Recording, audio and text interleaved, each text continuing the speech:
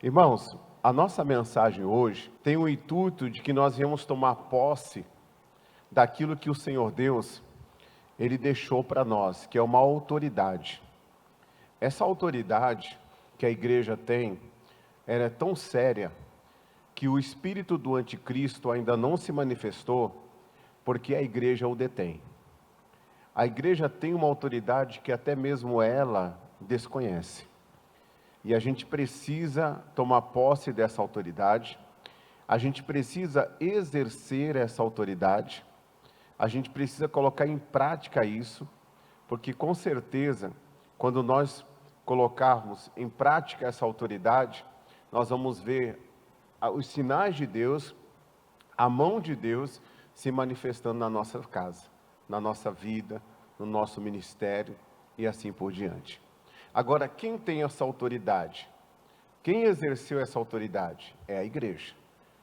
Quem tem essa autoridade é quem é a igreja. Quem é a igreja que levanta a mão? Então, você tem essa autoridade. A pessoa que ainda ela não se tornou igreja, ela não tem essa autoridade. Existem pessoas que estão dentro das igrejas, mas ainda não têm essa autoridade.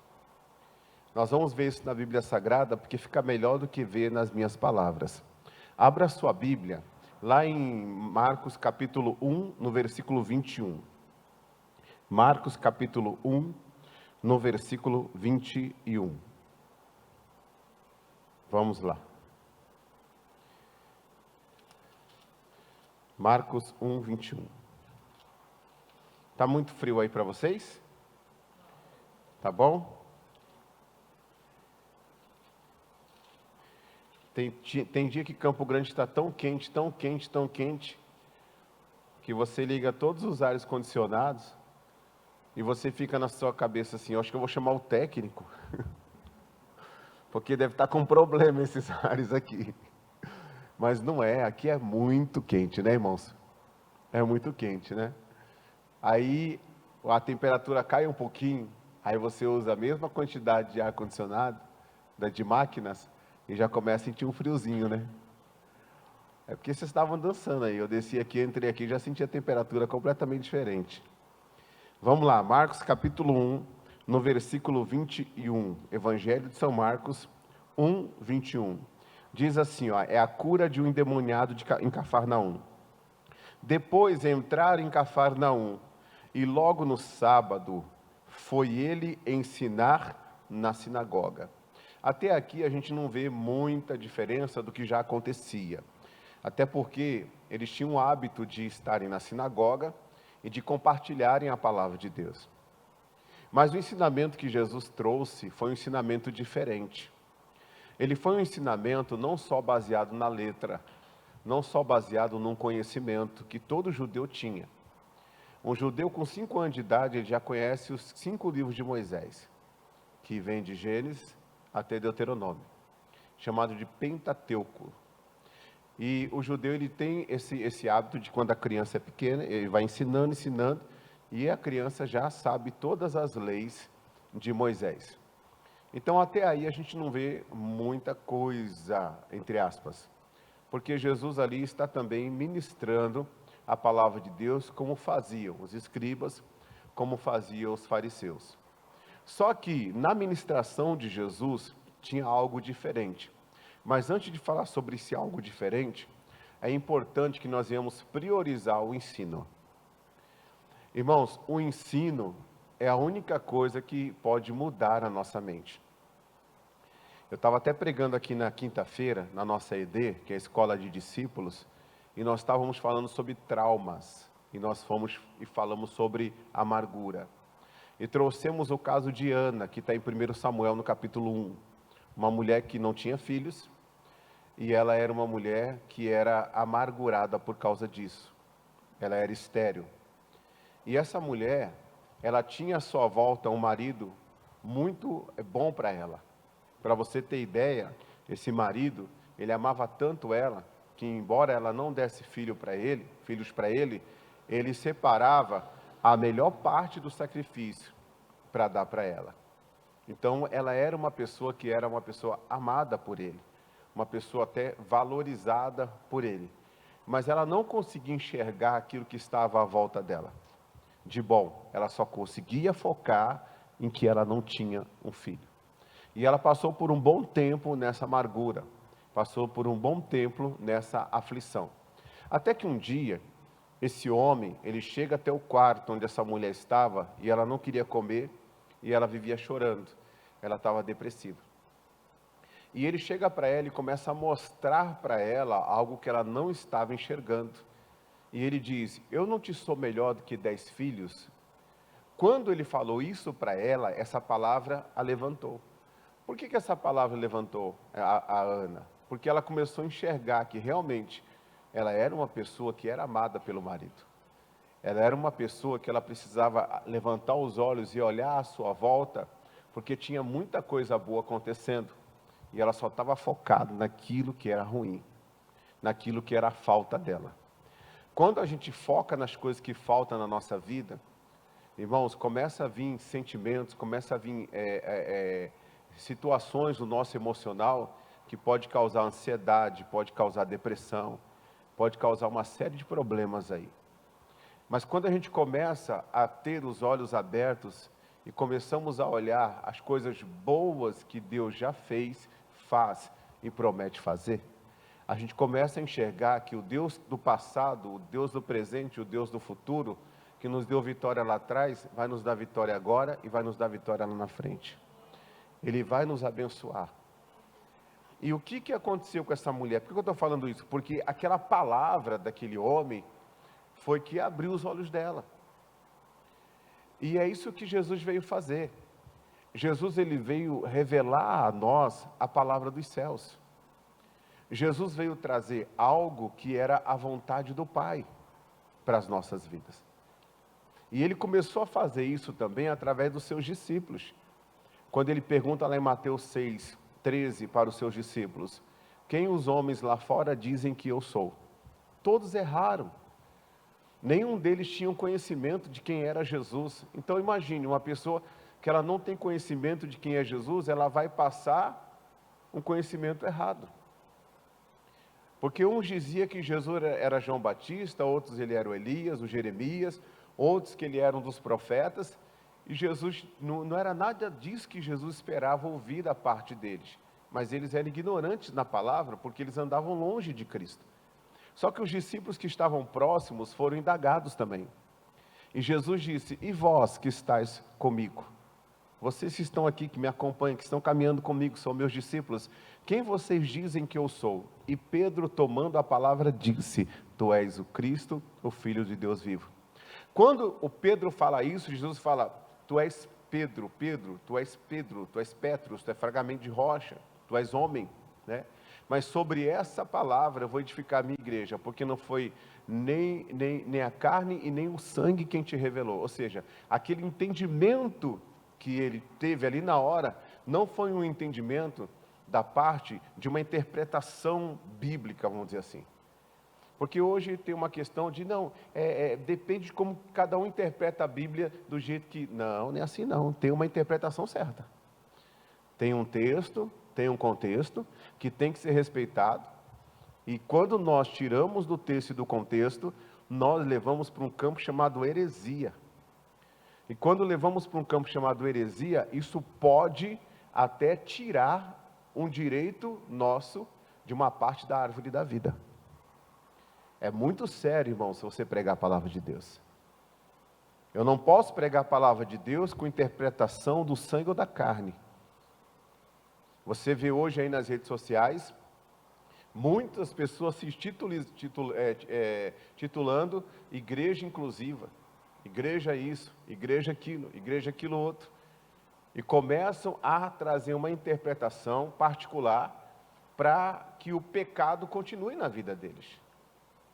E essas pessoas que seguem essa turma é como um cego guiando o outro, dá pena, dá dó. Mas pastor, e essas pessoas que seguem essa turma, eles não têm culpa? Tem. Como assim não tem? Tem. Porque nos últimos dias, as pessoas terão comichões nos ouvidos. E essas pessoas vão procurar mestres e doutores segundo a concupiscência da sua carne. e elas não suportarão a sã doutrina. Existe uma sã doutrina, existe um ensinamento. Esse ensinamento que é a sã doutrina, que Deus deu para Pedro naquela hora, que fez dele, sendo um homem, um bem-aventurado, um realizado, um completo, alguém que tinha a alegria celestial dentro dele, essa revelação Jesus trouxe também para a terra. Quem é da terra vai falar somente das coisas da terra, mas quem é do alto vai falar das coisas do alto. Se o nosso espírito está ligado com o Espírito de Deus, nós vamos saber das coisas da terra e vamos saber das coisas do alto. E nós vamos ter discernimento se aquela palavra vem de Deus ou não. E quando a gente pega uma palavra que vem de Deus, gente, aquilo pode transformar completamente a nossa vida. João capítulo 1 diz assim, no princípio era o verbo estava com Deus, o verbo era Deus, e todas as coisas foram feitas através do verbo. E o verbo hoje é Jesus revelado em nossos corações, é a palavra de Deus revelada em nossos corações. Então, dê atenção ao ensino da palavra de Deus. Por quê, pastor? Porque nós somos tripartidos. Nós temos um espírito, uma alma e um corpo. A nossa alma, a gente se converte no espírito. A gente nasce de novo no espírito, quando aceitamos Jesus. A nossa alma continua a mesma, ela precisa de um processo de santificação e um processo de libertação. E aqui na alma é que a gente é ministrado a ponto de mudarmos o nosso entendimento, que é a mente, as nossas emoções. E o corpo, a gente subjuga ele, mas quando o espírito está forte. Quando a carne está forte, ela não escuta o espírito. Quando a alma está corrompida, ela não escuta o espírito. Mas quando o espírito está forte, subjuga o entendimento de Cristo e subjuga a sua carne também. Por isso que o Paulo ele viveu combatendo esse combate, esmurrando a carne dele. O que ele queria fazer, ele não fazia, o que ele não queria fazer, ele fazia. Isso você pode levar para os dois lados. Porque às vezes a pessoa não quer fazer algo, ela faz, ela está se arrependendo, está lutando, e ela vai voltar para Deus em nome de Jesus. E às vezes aquela coisa da palavra. Deus dá uma palavra para a gente, mas a gente não quer fazer aquilo, a gente sabe que está certo. A gente não quer perdoar, por exemplo, mas a gente sabe que está certo. E de repente a gente, mesmo sem querer, a gente vai e se dobra diante da vontade de Deus, faz a vontade de Deus e a gente é abençoado para a glória do Senhor. A gente faz a vontade de Deus e a gente é abençoado para a glória de Deus. Então somos esse tripartido. O ensinamento da palavra de Deus vai mudar a nossa mente. Mudando a nossa mente, vai mudar o mundo que nós vivemos. E se a gente começar a nós começarmos a termos esse alinhamento com a palavra de Deus, pensar como Cristo pensa, agir como a palavra de Deus age, você pode ter na sua casa, irmão, um vale de ossos secos diante de você. Aquilo muda. Deus transforma, porque você vai crer com o coração e você vai confessar com a sua boca. Aquilo que Deus vai trazer ao seu espírito pela pregação, você vai sair daqui e você vai praticar. E quando você pratica, irmãos, é a mesma coisa que Jesus falou. Você estando em mim e a minha palavra estando em você, a minha palavra estando em você, você pode pedir o que quiser que vai ser feito. Tudo que não aconteceu na sua vida ainda, vai acontecer. Por isso, a palavra de Deus, ela tem que ser misturada com a fé. Jesus, quando entrou na sinagoga, ele chegou ali não fazendo milagres logo de pronto. Ele chegou ensinando. E se você vê a trajetória de Jesus, ele priorizou o ensinamento. A primeira coisa que ele fez quando ele chamou seus discípulos, você olha lá, Mateus capítulo 5, ele senta no Monte das Oliveiras e ele dá o sermão da montanha. Ele mostra o caminho da bem-aventurança. Eles não tinham esse entendimento. Jesus não fez só assim, vem e me segue. Jesus falou, vem e me segue. Seguiram, agora senta aqui, eu vou ensinar vocês. Eu vou ministrar no coração de vocês. Bem-aventurados os limpos de coração, porque eles verão a Deus. Cuide do seu coração. Na sua jornada, na sua caminhada, vai acontecer muita coisa para sujar o seu coração. Vai surgir, o inimigo vai se levantar e vai usar tudo que ele puder para plantar amargura em você, para plantar mágoa em você. para plantar discórdia em você, para plantar rebeldia, sei lá o que for. Coloque no seu coração, eu vou manter o meu coração limpo. A Bíblia fala que você vai ser perseguido, caluniado, injuriado. E tem casos, irmãos, que a obra de Deus vai ser tão grande na vida de uma pessoa, que a pessoa, ela vai ser uma pessoa vítima de todo o mal que vão falar contra ela. Você sabe o que é isso? Todo mal, do nada, as pessoas vão olhar para você e vão falar todo mal contra você. Do nada. É uma inveja que vai surgir ali, algo que vai surgir ali que você percebe que é demoníaco mesmo. O que a Bíblia diz? Alegrai-vos, exultai-vos, porque é grande o vosso galardão nos céus. Perseguiram antes de vocês outros profetas, assim também perseguirão vocês. Ele foi falando tudo, ele foi explicando tudo. Bem-aventurados que choram, porque eles serão consolados. Há tempo de chorar, há tempo de sorrir. O tempo de sorrir não dura para sempre. O tempo de chorar também não dura para sempre. Fases que passamos na nossa vida. Então nós precisamos de ter esse entendimento. Antigamente, irmãos, eu vim de um ministério que a gente tinha como chavão do ministério a determinação. Eu entendo isso, não é determinar para Deus, como muitos pregam, porque nunca passaram por lá e falam mal. É determinar que o mal saia. Esse tipo de oração existe na Bíblia? Existe. Foi feita por Jesus e é bíblico. Mas, quando eu tenho um entendimento fechado só nesse ponto, eu não sei administrar o dia mal. E lá em Efésios capítulo 6 fala que eu tenho que estar revestido de toda a armadura de Deus para eu estar firme no dia mal. Quantos de vocês aqui, depois que vocês se converteram, vocês não passaram um dia mal? Hã? Não é verdade? Então, com o ensinamento da palavra, eu estou preparado, tanto a ter abundância, como a passar um dia mal. Em tudo, Paulo disse, eu estou instruído, e em todas as coisas, eu sou mais que vencedor. Então, quando a gente prioriza o entendimento, a gente não vai ser aquele cristão que quando passamos um dia mal, ficamos perguntando para Deus por quê. Por que, Senhor? Por que isso está acontecendo? Por que eu estou passando por isso? É melhor a gente perguntar para quê, do que por quê.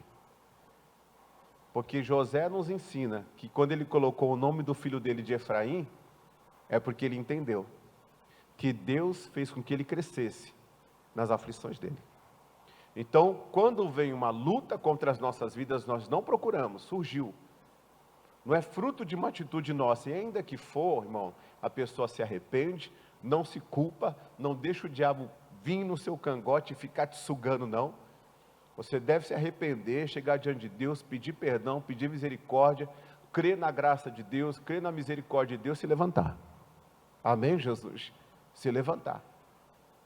Fazer a vontade de Deus. Porque às vezes vem uma palavra de conscientização e a pessoa muda essa palavra de conscientização como culpa.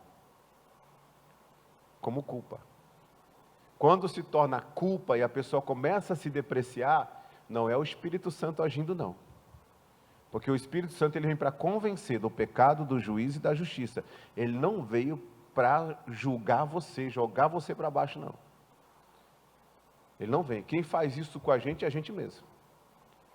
E a gente permite que o inimigo trabalhe em cima disso, dependendo do estado emocional que somos, que temos.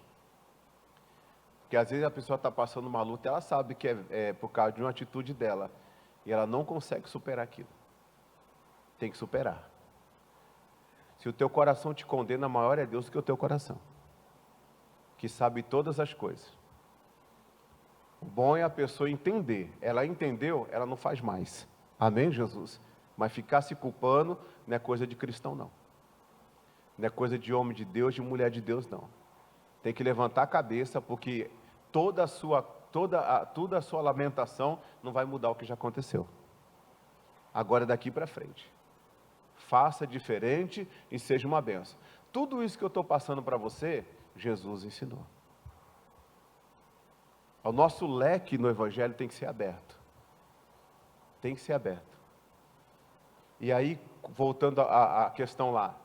Então, eu só aprendi a determinação. Então, quando vinha algo, não, Deus tem que fazer, vai acontecer. E quando não acontecia, ficava frustrado. Mas por quê? Deus falou e não cumpriu. E não sei o quê. E aquela coisa toda. Aí um dia Deus me ensinou. Deus colocou eu e minha esposa para orarmos por uma senhora, filha era diretora da saúde de São Caetano do Sul. Congregava conosco ali em Santo André. Ali na Coronel Fernando Prestes. E nós estávamos ali pregando o Evangelho.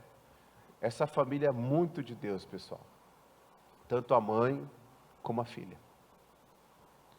E aí essa mulher adoeceu. Essa senhora adoeceu. E a filha dela falou: pastor, o senhor pode orar pela minha mãe? Eu falei: se você quiser, eu posso fazer um propósito por ela com você. Só que como era muito corrido, fazia faculdade, cuidava da região, cuidava de pastores, e era muito corrido. Eu só tenho das 11 à meia-noite para eu passar na sua casa. Se você permitir, eu faço aí um propósito na sua casa. Ela falou: pode vir, pastor.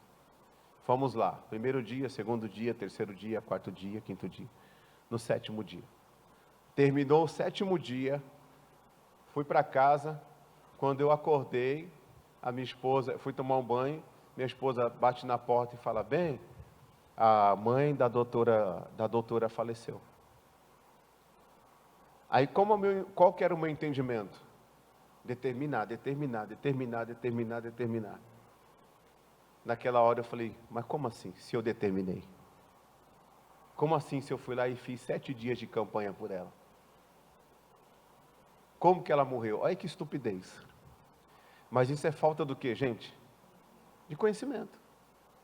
Aí Deus na hora é tão misericordioso que Ele me deu a palavra. E Ele me deu Mateus 6:11, que diz assim: o pão nosso de cada dia dai-nos hoje. Aí Ele disse: você fez o certo.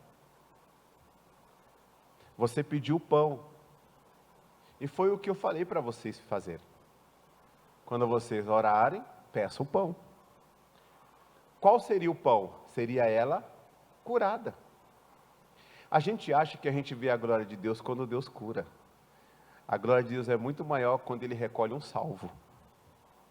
Porque estar com Cristo é incomparavelmente melhor. Aquele que espera em Cristo somente nessa vida é o mais miserável de todos os homens, disse o apóstolo Paulo. E eu falei: Deus, então, eu pedi o pão. Ele falou: tá certo, você pediu o pão. Só que em Deuteronômio, capítulo 8, ou mesmo na tentação de Jesus, o que Jesus disse? Mas nem só de pão viverá o homem, mas de toda a palavra que sai da boca de Deus. Aí Deus me levou em Hebreus 9:27 em diante. Está ordenado ao homem morrer uma vez, vindo depois disso o julgamento. E Deus falou: eu quis fazer a minha vontade. Você orou, eu vi você orando. Você clamou, eu vi você clamando. Mas aqui prevalece a minha soberania. E estar com Cristo é incomparavelmente melhor. O que temos que fazer? Aceitar e se alegrar no Senhor. Aceitar e regozijar no Senhor. Senão nós vamos ser um monte de crente mimado, que quando não acontece aquilo que a gente quer, a gente abandona Deus. A gente abandona Jesus. A gente acha que aquilo que estamos fazendo é em vão. E tudo que a gente faz no Senhor não é em vão. Para tudo na sua vida, peça uma palavra. Pastor, se eu pedi uma palavra para ir lá fazer o propósito, não pedi, eu fui. Talvez se eu pedisse, Deus tinha falado antes. Para tudo você pede a Deus uma palavra, porque Deus vai te instruir, Deus vai te ensinar o caminho que você deve andar, como aconteceu, por exemplo, com Marta. Antes de Jesus ressuscitar Lázaro, Ele deu uma palavra para Marta. Marta chegou e falou: Senhor, se o Senhor estivesse aqui, meu irmão não teria morrido. Ele falou: eu sou a ressurreição e a vida. eu vou ressuscitar o teu irmão. Olha que diferença. Onde colocaram ele? Foram até o sepulcro, todo mundo chorando, Jesus chorou. Jesus disse, tirem a pedra. A Marta veio e disse, Senhor, já é de 4 dias, cheira mal, está em decomposição o corpo. Jesus disse, eu não te hei dito que se tu creres, tu verás a glória de Deus? Tinha uma palavra liberada para ela. Irmão, qual é a palavra que tem liberada para você? Você tem que ter uma palavra antes de entrar em qualquer guerra. Essa é a palavra que você tem que ter e focar. Você tem que ser um cristão que as pessoas vão conversar com você e você não é uma pessoa cega no relacionamento. Você não é uma pessoa cega na família. Você não é uma pessoa cega na sua profissão. Você não é uma pessoa cega perdida no seu ministério. Você simplesmente sabe que você deu aquele passo porque Deus autorizou. E quando você age sobre o ensinamento de Cristo, aí sim, você pode ter certeza que você naquele campo, naquela área, você vai colher grandes bênçãos de Deus. Porque a fé não vem pela palavra, gente? Sim ou não? Sim. Então, quando eu ajo por mim, eu não agi na fé. Agora, quando Deus fala comigo, é diferente. Ontem na ceia, hoje é domingo, de sexta para o sábado, quando eu acordei, ainda um pouco sonolento, Deus ministrava no meu coração uma mensagem. Deus ministrava no meu coração uma palavra. E eu tive até que levantar, peguei o celular, aí quando acontece isso, eu pego o celular, aí eu mando no WhatsApp da minha esposa. Eu pego e começo a escrever tudo que está vindo no meu espírito, os versículos, tudo. E eu acordo com aquela convicção de que aquela palavra é algo que Deus está dando e que eu tenho que guardá-la no meu coração para os dias que virão. E qual foi a palavra? Isaías 41:10. Não temas, porque eu sou contigo. Não te assombres, porque eu sou o teu Deus. Eu te fortaleço, ou seja, o meu favor vai estar contigo. Eu te ajudo como ajudei Uzias. Ele falou até assim, como ajudei Uzias. Guarda o seu coração. Uzias não guardou, guarda o seu. Ele vem falando no coração assim. Eu te ajudo. E eu te sustento com a destra da minha justiça. E os seus inimigos, fique tranquilo, porque eles serão nada diante de você. E todos saberão que eu sou o Senhor e que eu te tomei pela mão direita. Então, quer dizer, tem uma palavra dessa, irmão, você vai temer o quê? Aí é a hora de você guardar no seu coração. Por quê? Porque foi um ensinamento, uma ministração do Espírito Santo no seu espírito. Se você sentar comigo um dia, eu conto toda a minha vida depois que eu me converti, citando todos os versículos que Deus mandou eu andar por eles. Na igreja, no ministério, na família, na Rede Super. Tudo. Antes de materializar as coisas de Deus nas nossas vidas, Deus revelou antes. É assim que Deus faz. Por isso, irmãos, que o momento da palavra, o momento do ensino, tem que ser para nós de suma importância para as nossas vidas espirituais. Você vê muitos cristãos hoje não entendendo nada. Confusos. Não sabem o que fazer. Vou dar um conselho para você, que serve para mim também. Jeremias 29:11. Bem sei eu, diz o Senhor, os pensamentos que tenho a vosso respeito. Pensamentos de paz e não de mal, para dar a cada um de vocês o fim que vocês esperam. Se você está perdido, não sabe o que vai fazer, começa a orar, buscar Deus, se consagrar e busca o plano de Deus para a sua vida. Ele sabe o que Ele tem para você. Ele sabe. E se você buscar, Diz Jeremias 33:3, clama a mim, eu respondo você. E eu vou anunciar a você coisas grandes e firmes que você ainda não sabe. A pior coisa, irmãos, é agir no escuro. A pior coisa é você andar no escuro. Mas quando você tem a revelação da palavra de Deus, Salmo 119, 105, lâmpada para os meus pés é a tua palavra, Senhor, e luz para o meu caminho. Uma pessoa, irmão, sem a direção da palavra de Deus, agora tem aqueles que já sabem o que devem fazer. Um dia chegaram, pastor, faz uma reunião de casais. Aí você faz a reunião de casais. Aí tudo que você fala na reunião de casais, você já falou no culto. Irmãos, o negócio não é ficar procurando reuniões para isso ou para aquilo. O negócio é ouvir e praticar. Eu nunca tive que precisar de reunião de casais, de reunião disso, reunião daquilo. Não que seja errado.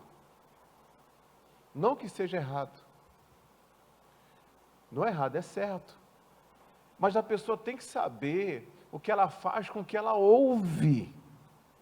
Amém, Jesus? Ela tem que saber o que ela faz com o que ela ouve. O pessoal vai numa reunião de casais, uma reunião de mulher, uma reunião de homens. Ok. Ouve um monte de coisa maravilhosa. Se emociona. Fala, Deus falou comigo. Agradece a vida do pregador, da pregadora. Louva a Deus pela vida dele, louva a Deus pela vida dela. Maravilhoso. Mas chega em casa, não muda. Chega em casa, continua sendo aquela mulher ranzinza, aquele homem ranzinza, aquele filho rebelde, aquele pai sem paciência. Se você não aplicar a palavra de Deus no seu vale, assim como diz o Senhor, não tem mudança.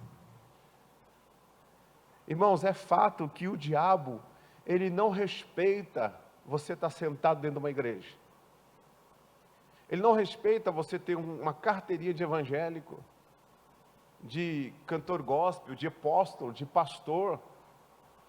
Quantos apóstolos, quantos pastores, quantos obreiros, quantos levitas não tomaram rasteiras enormes por aí? Quantos membros de igreja também? Tem uma coisa que ele respeita. E Jesus mostra isso na tentação no deserto. Quando o próprio Jesus, ele não vence o diabo, senão dizendo, está escrito. Por isso que Jesus veio para nos ensinar. O que há por trás desse ensinamento? Antes de eu falar uma questão aqui para encerrar, vai lá em Romanos capítulo 12, versículo 2. O que há por trás desse ensinamento? Qual que é o objetivo de Deus para nós nesse ensinamento? Olha só, não sede conformados com este mundo, mas sede transformado. Como é que eu vou ser transformado? Pela renovação do vosso entendimento. Se o seu entendimento não for transformado, a sua vida também não vai ser transformada. Por quê? Porque a lei da semeadura cabe tanto no Velho Testamento como no Novo. Se eu vou até qualquer lugar buscar ajuda, e eu não estou disposto a receber, a ser confrontado e a mudar, a minha semente vai ser a mesma. O meu comportamento vai ser o mesmo. Consequentemente, não muda a minha colheita. Agora, se eu estou aberto para a mudança, a primeira abertura que eu tenho que dar para Deus é para mudar a minha vida. É para mudar a minha vida. E não vos conformeis com este mundo. Transforme este mundo. Como, pastor? Pela renovação da vossa mente.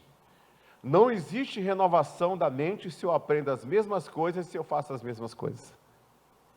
Só existe uma renovação da mente se eu começar a aprender de alguém que realmente vai tirar o meu foco daquilo que eu estou sofrendo e vai começar a mostrar um todo para mim.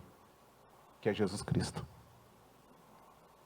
Por isso que Deus levanta, irmãos, os 5 ministérios na igreja, que é apóstolo, profeta, pastor, profeta, mestre e evangelista.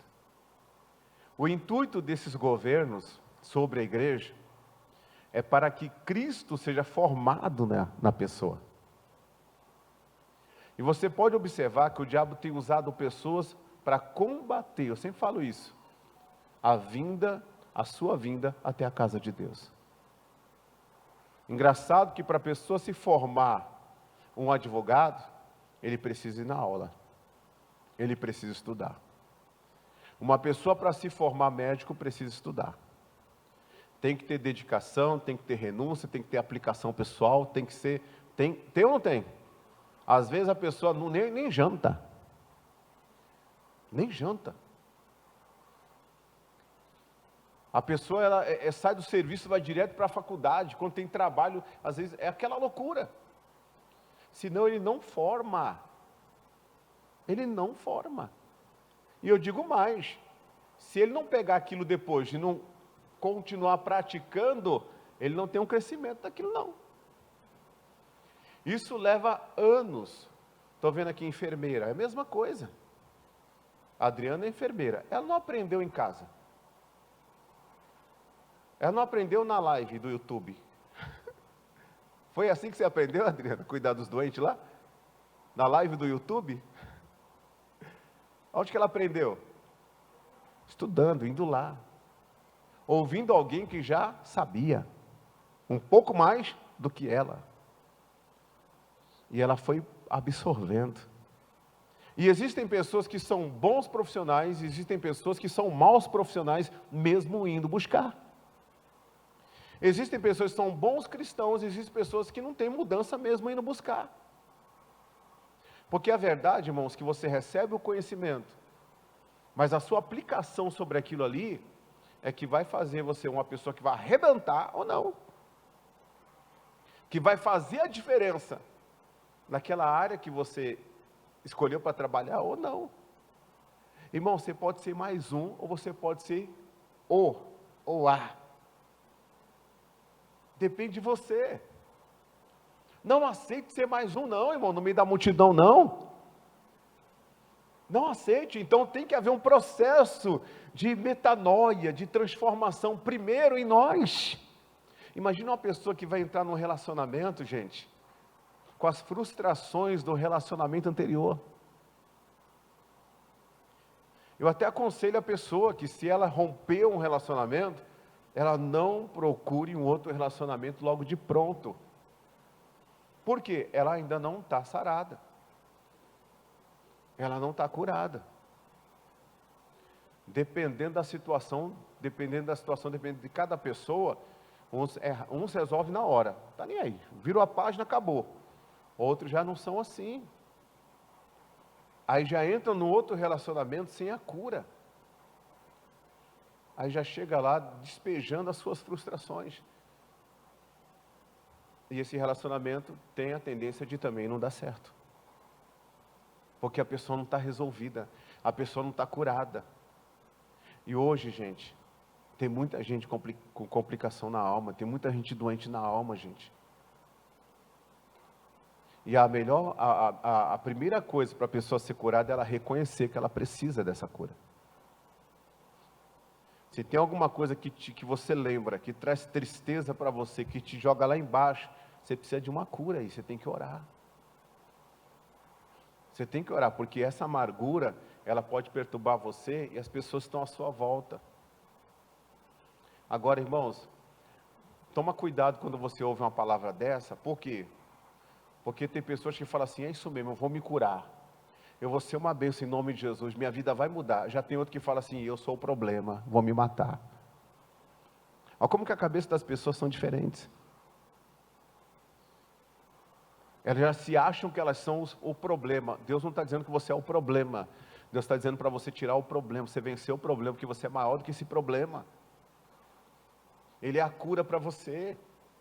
Ele é a libertação para você. Ele é a mudança para a tua vida. Porque quando você está sarado, você está bem, você está feliz, Irmão, você vai ser uma bênção para outra pessoa e para você mesmo. E quando você está doente, você precisa de cura. E Jesus cura isso aí, cura. Ele curou Ana. Ana derramou a alma dela na presença de Deus. Deus curou ela. E depois deu um filho para ela. Você pode observar, irmãos, o problema que a gente mais vive é aquele que não sai da nossa vida. A pessoa acorda com problema, acorda com fulano no coração, com o que ciclano disse, com o que Beltrano disse, com o que fulano disse. Aí, a pessoa ela vai e entra no Facebook do fulano, para ver se tem alguma coisa ali. Ela fica vivendo dia a dia em torno daquilo. Eu não ia pregar isso não, hein? Está muito diferente a mensagem da mensagem de manhã. Deus está falando com alguém aqui. Para de ficar vivendo essas picuinhas. Para ficar dando importância para essas raposinhas, porque essas raposinhas vai destruir a sua vinha. Você é muito maior do que essas coisinhas aí. Para de ficar querendo que as pessoas te aceitem. Nós não teremos a aceitação de muita gente. A gente tem que ter a consciência de que a gente está fazendo o que Deus agrada e acabou. Que agrada a Deus e acabou. Se um não quer, problema dele. Se o outro quer, vamos embora. Você pode observar que a gente é mais atingido pela minoria que nos faz mal.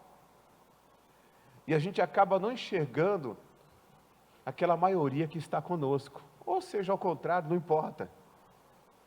Que estão conosco ali.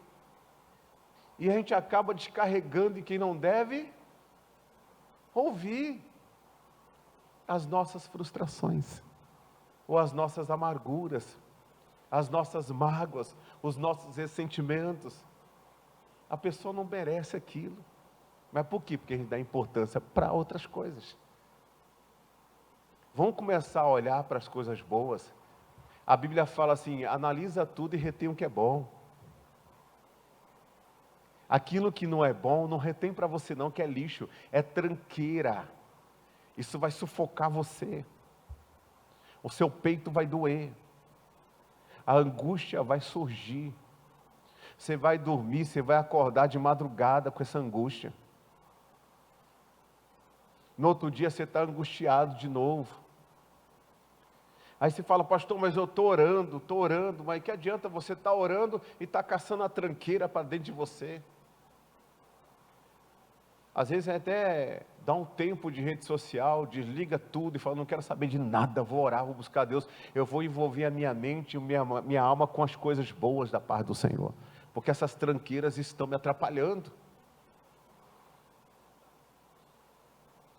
Estão me atrapalhando. O diabo tem usado muito essas tranqueiras. Eu vou contar uma coisa para vocês. Um dia eu senti que a minha comunhão com Deus foi cortada. A pior coisa, quem já provou da comunhão com Deus, é ele sentir isso. Eu fui transferido de uma igreja para outra, e onde tem ser humano, irmão, tem fofoca, tem de tudo. Tem de tudo. E aí a pessoa que me substituiu não teve muita sabedoria, aquela coisa toda. E aí o pessoal começou a me ligar. Pastor, a gente gosta muito de você, não estamos aceitando isso, não estamos aceitando aquilo, não estamos aceitando aquilo. Qual que é a minha? Não cabe mais a minha. O ministério que eu estava, passou. Eu respondo enquanto eu entrei até o momento que eu saí. Ensinei que cada um pratique a palavra. Amém, Jesus? Mas eu fiquei dando ouvidos. E aí a coisa começou a apertar, de repente eu fiquei chateado. Quando eu fiquei chateado, aborrecido, meu irmão, coisa mais horrível, o céu virou de bronze para mim. Eu fui da minha casa até a igreja sede, que era lá no centro de São Paulo, e eu não sentia aquela alegria do Senhor na minha vida. Eu falei, o que está acontecendo? Quando eu entrei na igreja, o pastor pregou uma mensagem e disse, segundo Crônicas 25, Ali fala do rei Amazias, que fez o que era reto aos olhos do Senhor, porém não com o coração inteiro. E o pastor pregava e dizia: não deixe nenhuma parte do seu coração ser abrigo do inimigo. Porque o coração de Ananias e Safira só foram cheios por Satanás, porque eles começaram a dar espaço nas pequenas coisas. E eu ouvi aquela palavra, irmãos, e eu orei. Eu falei: Deus, eu não tenho nada a ver com isso. Deus, não quero isso no meu coração. Está repreendido, está perdoado, não quero mais saber, em nome de Jesus. A comunhão voltou. Aí quando eu saí da igreja, Satanás já tinha preparado uma meia dúzia. Olha para mim. Agora nem aqui, né? Aqui, né? Uma meia dúzia. Quando me ligaram, eu falei assim: olha, irmãos, eu não quero mais ouvir nada não. Deus falou comigo assim, assim, assim, e eu acredito que vocês devem fazer isso também. Esqueça isso, ore. Vamos praticar a palavra, porque o que a gente aprende é para ser praticado. Cortei na hora. Tudo se resolveu. Tudo se resolveu. Teve um caso, que a pessoa se doeu tanto, porque amava tanto a gente, comprou a nossa briga, se doeu tanto, que depois eu tive que ir na casa da pessoa, expulsar o demônio da pessoa, que ela estava com ódio. Cuide do seu coração. Pega os ensinamentos de Cristo. Esse culto está sendo um ensinamento para as nossas vidas, irmãos. Vamos renovar nossa mente. Mas se fosse eu. Mas não é bem assim. Mas... Não se conforme com este mundo. Não seja igual. Você está no mundo, mas você não é do mundo. Transforma, renova o seu entendimento. Aí você vai experimentar. Olha o que Deus tem para você. Para que experimenteis. Se não houver renovação, não tem experimento. Se não acontecer essa renovação que veio pelo entendimento, não existe, não tem como. Para que, olha aqui, para que experimenteis.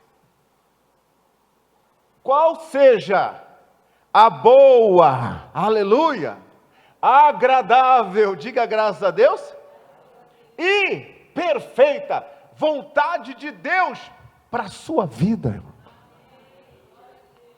Para a sua casa, para a sua família. Eu posso te dar um ponto de partida para você estudar? Estuda nessa visão, os ensinamentos de Jesus.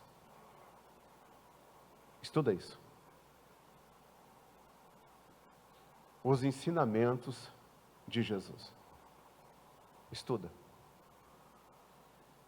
Ele é o maior mestre que a gente tem. E está tudo aqui, à nossa disposição. Pastor, eu quero estudar os milagres de Jesus. Tudo bem. Mas vai nessa visão. Ensinamentos de Jesus. O milagre é consequência. Você viveu uma vida de milagre. É consequência do que você vive nos ensinamentos de Jesus. Vamos terminar em Deuteronômio capítulo 8. Deuteronômio capítulo 8.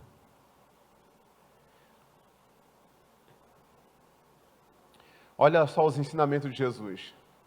Todos os mandamentos que hoje vos ordeno, guardareis, para quê? Para cumprir. Estudou os ensinamentos de Jesus? Estudei. E agora? Eu vou guardar. Por quê? Porque eu vou precisar. Para cumprir. Para que vivais. Se eu cumprir, eu vou viver. O que eu vou viver? João 10:10. O ladrão vem para matar, roubar e destruir. Mas eu vim para que você tenha vida. E vida com abundância. Para que vivais. E vos multipliqueis. Deus está falando em crescimento. E entreis. E possuais a terra que o Senhor jurou a vossos pais. Olha o que Deus fala. Vocês vão entrar e possuir. Tem muita gente que entrou, mas não possuiu. Quando que eu entro e eu não possuo? É quando Deus me dá uma palavra, me mostra a terra, eu enxergo pela fé, eu já entrei, mas não materializa. E o que fez com que não fosse materializado a bênção na vida de muitos, eu digo até, irmãos, da maioria, foi porque na porta eles duvidaram de Deus. Na porta da terra, eles exaltaram o inimigo e duvidaram do que Deus podia fazer. Na porta. Vá até o fim crendo em Deus, a gente não paga para crer. Vai até o fim confiando em Deus e cumprindo a palavra dele, gente. Se Deus se agradar de nós, disse Caleb e Josué, Deus nos porá nessa terra, que entramos e possuiremos. Se nós guardarmos os mandamentos de Deus, nós vamos entrar. Mas nós não vamos só entrar, não. Entrar qualquer um entra. Nós vamos possuir. Aleluia! É ou não é? Nós vamos possuir. Vai se materializar na minha vida e na sua vida a boa, perfeita e agradável vontade de Deus.